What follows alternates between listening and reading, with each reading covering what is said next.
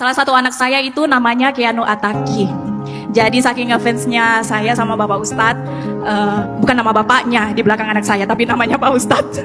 Jangan menyebar fitnah. Serius. Iya. Suami saya ridho kok. Suami saya ridho Pak Ustadz. Ini mungkin mau minta ridhonya langsung aja lagi sama Pak Ustadz. Semoga diridhoi nama anak saya Keanu Ataki. Semoga seperti Pak Ustadz. Semoga lebih baik insya Allah.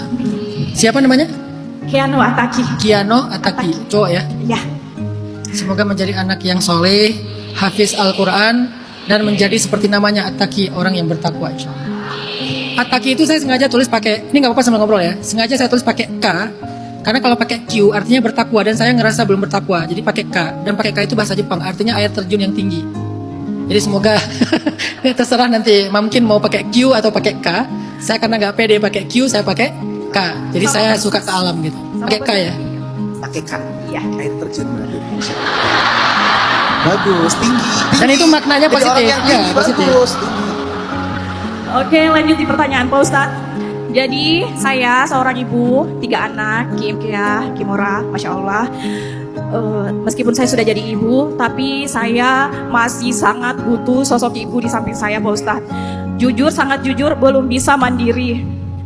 Nah, meskipun beliau, terutama mama saya, tidak pernah mengeluhkan hal tersebut, tapi makin kesini, makin kepikiran Pak Ustadz, dosakah atau salahkah saya selama ini sering menitipkan anak saya ke beliau, orang tua.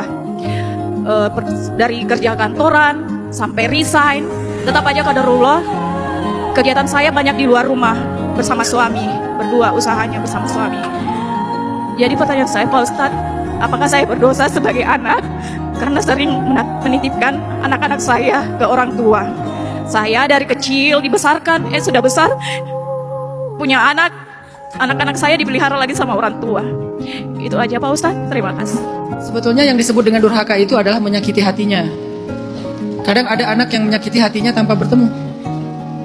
Dengan gak peduli, di telepon gak diangkat, di WA gak dibales. Itu menyakiti hatinya, dan itu durhaka. Belum tentu ketika kita menitipkan anak kita atau cucunya kepada eyangnya, berarti kita durhaka, belum tentu. Tergantung kondisinya. Jangan-jangan eyangnya memang senang sama cucunya. Karena setahu saya, kebetulan saya belum punya cucu ya, jadi setahu saya nenek-nenek itu memang senang sama cucu, bahkan lebih sayang cucu daripada anaknya. Pengalaman? Pengalaman neneknya ya.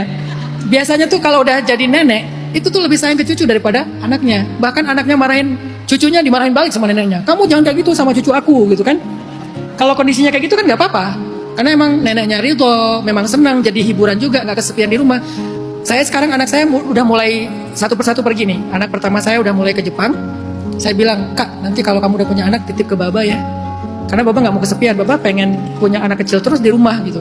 Tapi kan sekarang kayaknya si adik itu yang terakhir tuh. Saya udah lobby istri saya, kayaknya udah nggak ada harapan nih. Kita udahan aja, udah cukup ya katanya. Ya udah, saya kayak berharap mungkin 10 tahun lagi kali ya. Ketika anak pertama saya udah punya anak, saya pengen ya cucu itu di rumah saya. Saya akan jadi kakek yang sangat asik buat buat cucu saya. Saya bilang nanti lifestyle saya adalah saya punya boat kecil. Ini wish lah ya. Punya boat kecil buat mancing, tinggal di pulau terpencil. Saya ajak cucu saya mancing pagi-pagi. Ngambil ikan gede, pulang bakar ikan. Oh gitu ya, Mbak. Ya udah, aku pergi ke luar negeri, anak aku titip ke Baba aja ya. Boleh, nggak apa-apa gitu. Tapi saya tetap pakai asisten. Karena yang repot-repot biar asisten. Saya bagian seru-serunya aja. Selama dia ridho nggak apa-apa. Tapi luruskan niat. Jangan sampai kita menganggap orang tua kita sebagai asisten rumah tangga. Kalau kita niatnya memang biar ibu juga ada hiburan. Kalau kita, cuman kadang-kadang ujiannya apa? Beda standar pendidikan antara nenek sama orang tua. Saya juga sesekali mudik ke kampung ya. Apa yang di rumah itu kita nggak boleh, di sana boleh. Micin, di rumah nggak boleh micin. Apalagi di umur 12 tahun pertama nggak boleh sama sekali micin. Sampai di kampung dikasih mie instan. Diam-diam, saya nggak tahu. Pas saya cium anak saya, kok aromanya sedap sekali ya.